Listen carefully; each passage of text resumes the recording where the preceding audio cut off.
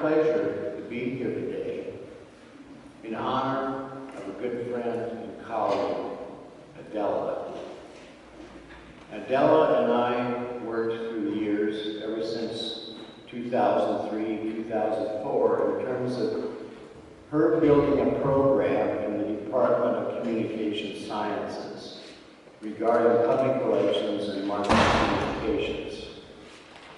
And as Adele and I talked, and she had this great spirit among her, I think it's an honor for me to be here as one of her many colleagues and friends to honor her memory. And this room is particularly good because I feel, as many of you, that her spirit is with us and will continue to be with us as a representation of what's best in teaching and dedication, not only to our colleagues, but to our students. I'm a public relations professor, but I also teach corporate communications. And so today I'd like to talk about something that's very important. It's called selling books in a digital world. And then again, this is not an esoteric subject, but a very important subject for all of us in terms of how we cope with books in a digital world and how the digital world can encourage us to encourage even more reading. The value of books is well known. It's the memory vault of societies throughout history, and the popularity of books has never been greater in the world today. Obviously, many of you know about the Frankfurt Book Fair. It's the world's largest, 7,000 exhibitors, 100 nations, almost 300,000 visitors. But these book fairs are also held in places in cities like Beijing, or Moscow, or New York, or London, to indicate that today books are as important as they ever have been. And with the digital age upon us, it gives us another opportunity to extend the reach of books in many ways. The marketing challenge, however, is that companies competing with today's mobile forms of information entertainment. We all know that today's youth would not prefer to read a book, but to look at a video on YouTube. We all know they'd rather look at a tweet or a Facebook message than read the chapter that is assigned to them in the classroom. But at the same time, I think we have to talk about how we can adapt as publishers and as booksellers to new ways of marketing and selling books. And one of these keys, of course, is using the internet and social media as cost-effective tools. And by increasing engagement with potential customers, we can again establish and recreate and extend the importance of books in our society. So today, in a few short minutes, I'd like to talk to you in several ways. One, the use of content marketing across multimedia formats, the leveraging of content on the web and other social media about books, the generation of content in traditional media, and maximizing store displays, a major marketing strategy. Let's talk about first the context of Romania. Romania is very fortunate. You have 98% literacy. You rank 21st in the world in terms of publishing new books, 15,000 or more a year. And you have a strong literary tradition in this country. And you have a population around 22 million, which provides a good base for potential customers. The digital landscape in Romania is somewhat interesting. The internet, you have 10 million users. It's 45% penetration of the entire population. On Facebook alone, you have 5.3 million people. And yesterday, when I was talking in the classroom at the university, I asked the students, all these students, I says, how many of you are on Facebook? And everybody rose their hands. So I guess today, as I look at my Facebook page, I'm going to be inundated with friend requests, right? So I have about 100 more friends in Romania. But this mobile penetration is also very interesting. And it's past 100%. It's 109 mobile subscribers per 100 people. And which means that some of you are walking around with 2 phones. Or even 3 phones, or 3 devices. And mobile-enabled content is a great way to introduce people to books in terms of what's available in the market.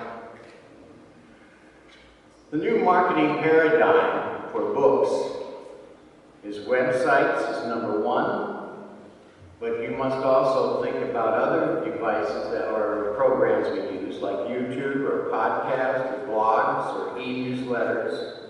And I'm going to talk about some of these and give you examples from some American bookstores, independent bookstores. The first one I think that is most important for a publisher or for a bookseller or a bookshop is that website. Today, it is your front door. It's your front door in which people decide to enter your shop or pass you by.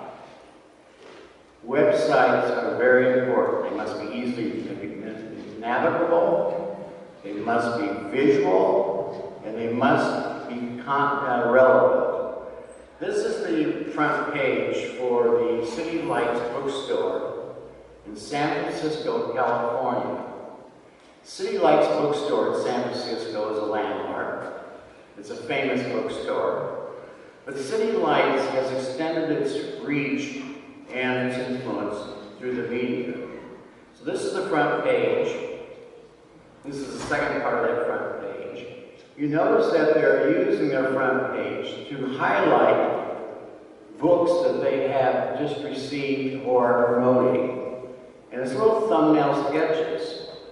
And so if I'm interested in a book title, what I can do is just click on that book title, and it gives me more information about the book. So it's very important that I have that kind of a web page that people can browse books at their leisure on their smartphone or on their computer. Here's another web page. This is the front page or the web page of Kepler's books in Palo Alto, California. Again, another independent bookstore. And one of the things that they do on their web page is they feature articles about authors. And they also, which I will talk about later, have a whole series of events at their bookstore in which the public can meet authors. There's a number of book signings that are done every week. And so but they charge for this too. You know, so you can buy a ticket for $5 to go to a book signing and talk with the author and hear them talk about the book. So it's not only a promotion for the bookstore and the author, but it's a way of having some additional revenue. Because they'll serve a glass of wine to you and there'll be some orders, that sort of thing. So it becomes a social occasion. This is another part of that front page. Again, notice that they're featuring authors and then interviews and that sort of thing. So this is another way that you're not only using visuals, pictures of the authors, but you're making them thumbnail sketches so it's very easy to access even more information. Publishers, this is my publisher, Pearson Publications. Pearson is an international firm. But its front page, its website, shows how you can access different aspects of their divisions. So this is a nice visual aspect, and then I can click on any one of those things down below to get the various parts or different books I'm looking for in terms of textbooks. Another way that you sort of interact with an audience, I think, is through blogs. And this is the City Lights blog. And essentially what this is 5 questions with Roxanne Gay. And the blog is basically an interview. It's an informal interview. It's very informal, it's less structured, it's more of a conversation. And so City Lights has these sort of blogs that they have, talking with authors, talking about book trends, talking about the industry, that sort of thing. So having a blog for your publishing house or for your bookstore is a good way to informally interact with an audience and promote different titles. Another thing that bookstores in America use is the sort of what they call the Friday staff pick, or what the staff recommends. And this one is from City Lights, I think, where it talks about the Friday staff pick, last words for a month, and it's a review of the book by a staffer. So this empowers your staff at your bookstore to be able to share their expertise too. Here's the blog for Barnes & Noble, which is a national book chain. And notice as you're looking at this page, this blog, how visual it is. So there's the idea that you can have these sort of things where people can click on things. It's attractive because you need to compete with other media for attention. So it's attractively done in terms of different books. The other thing that you should utilize, and I'm sure in Romania you have these, are independent bloggers. People that write about books and authors, right, as independents. You know, they may be literary people themselves, they may be authors themselves, or they may be just professors of literature. And they have a blog and they talk about books that they discover. And these blogs are very influential. Because once they gain a following, and I trust you as a blogger because of your expertise, I will take your recommendation and buy that book. So it's necessary for publishing houses as well as booksellers to recognize those bloggers that have a following and to cultivate the friendship and provide information for it. Very important. This is another independent one. This is the top 10 blogs for book lovers, 2013. Well, we got 10 bloggers in the United States that are known for being the top 10. This is good information for me if I'm a bookseller or a book publisher, because these are the people I concentrate on. You know, the blogger only has 5 people following them. I don't want to spend the time with them. If they have 10,000 people following them, I'm going to spend a lot of time with them. And you can find that out through technological sort of thing and looking and seeing how many people are on the blog. So you go for the most influential bloggers. The other thing that we are now using to promote books is something called podcast. And podcasts can be audio or they can be video. And the beauty of podcasts is that you can access them as an application on a smartphone. And a podcast may be an interview with the author. It may be 5 minutes long. It may be 6 minutes long. It should never be more than 10 minutes long because people get bored. But a podcast gives you another opportunity to take that interview that you've written about and posted on your blog and put it in a video form, or to put it also in audio form.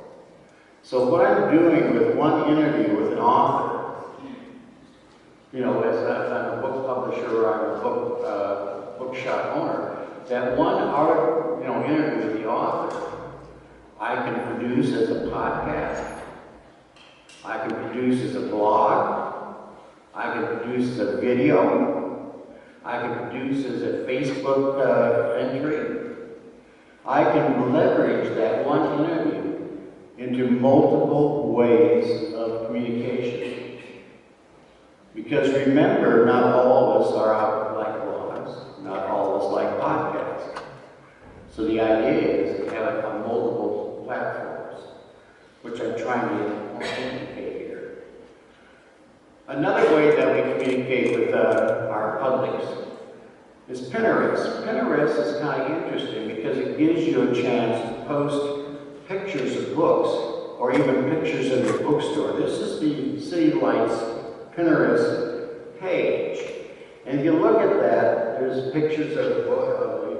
If you look at this page, you can pin a picture of the bookstore opening house. You can do pictures of them. So all these things you can pin. And it's interesting because Pinterest is mostly done by women. 80% of the users of Pinterest are women. They love to pin things. Men don't. Men like pinups, but it's a little bit different than these kind of pinups. So this is City Lights. They have all these pictures of the bookstore. And you can pin them, you can send them to your friends. And it's great advertising and great promotion for City Lights Bookstore. There's a major bookstore in San Francisco. Here's the Pinterest for Pearson Publishing. These are all the books that are available. And what's interesting about this is I can kind of look at this, all these little pins that I can do. And you see that one called Slug? It's a children's book. It's called Slug. Well, if I push on that, guess what happens? It takes me directly to Amazon.com where I can buy the book. Just immediately. And as I understand it, you do have Amazon.com here. And the problem with Amazon.com is that they're a major competitor to the independent bookstore. Amazon.com has caused more independent bookstores in America to go out of business than any other organization. And the only way that an independent bookstore in America can survive now is to offer something Amazon doesn't offer, and that's engagement. Walking into a physical space and talking to an author, or going to an author signing, or going to a lecture about some area of literature.